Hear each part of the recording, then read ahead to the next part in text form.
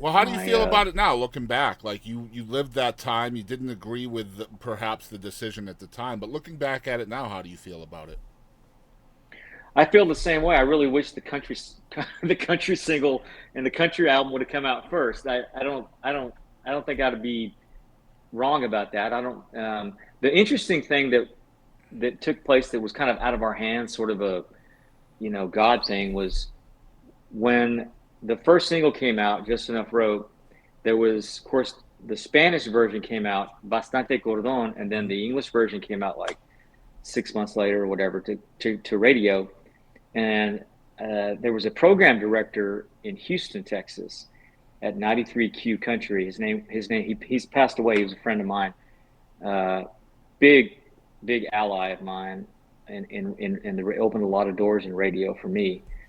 His name's Dean Hallam, and he was aware of the Spanish version single and the English version. Yeah, he had them both, and so he and his editors put together a bilingual version of Just Enough Rope, and you know it started taking off and it Yeah, started selling, and people really started digging it, and the record label freaked out because the record sales were so good, and where is this bilingual version? How did it happen?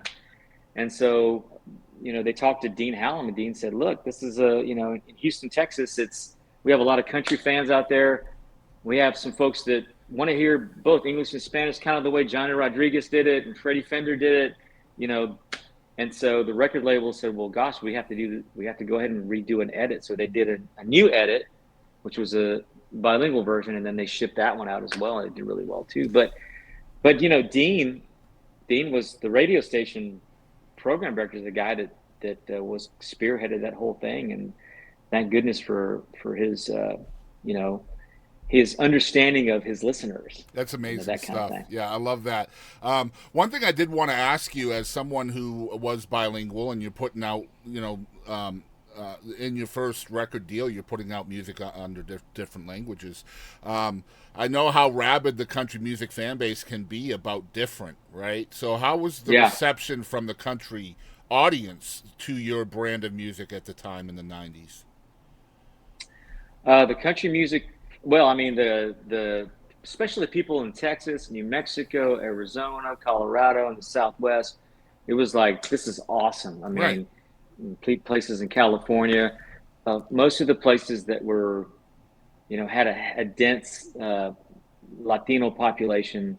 Those bilingual songs went over really well. Not so much in the Southeast. It was a little bit more of a struggle, and I think there was a little bit more indifference. But the but overall, I mean, it was a positive thing for me.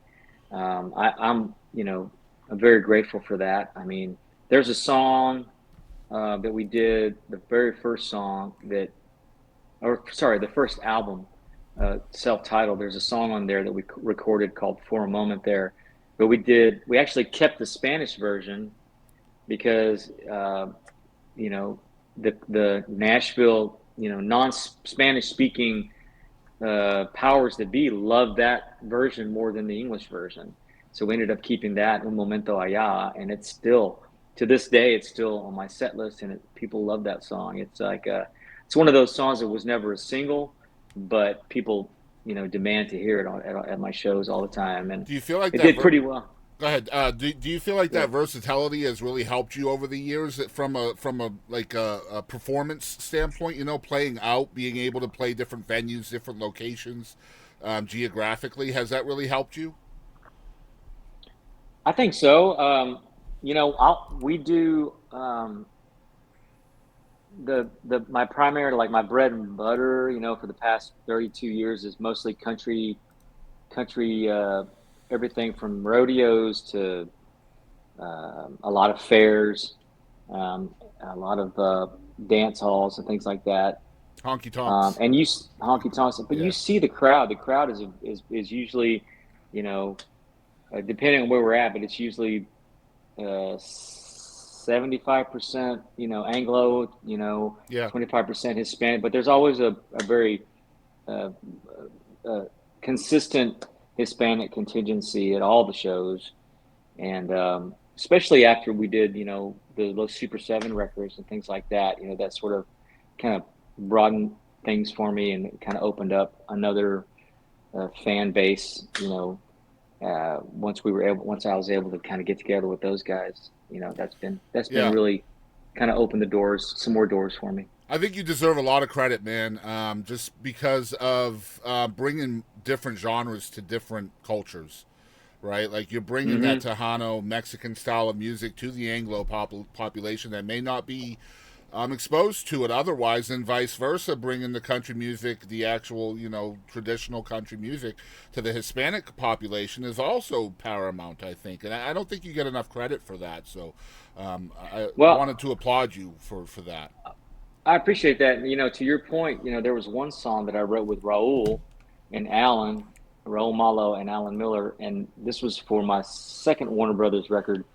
But I remember walking into the writing session at Raul's studio, and I said, "Hey, man, I want to write a song that kind of sounds like an old, Tejano sounding song, like Little Joe and Ruben Ramos, like the kind of music my dad started."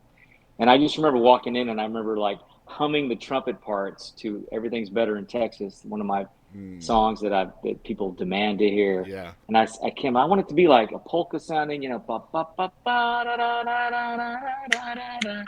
And I remember walking in with that idea, and we ended up writing, the song "Better in Texas," and I think Raul cut that on one of his records as well. But that is one of those songs that to your point, that sort of alludes to 1960s orchestra Mexican music that most Yeah. country audiences wouldn't really be familiar with. I mean, maybe Ring of Fire had that, it had the mariachi trumpets in it, but you don't really hear that sound very often in country music. And I think, I appreciate you recognizing that. But Yeah, yeah, man. I'm Being in Texas, man, I mean, anybody who's in Texas, I don't know if people even realize how good we have it here, right? As far as just musical diversity. I know outside of Texas, I've lived outside of Texas too. Outside of Texas, everybody's just like, oh, it's just country and western, two different styles of music. But no, it's much more diverse down here if you really listen. And I'm just really blessed to be part of it. It's really cool.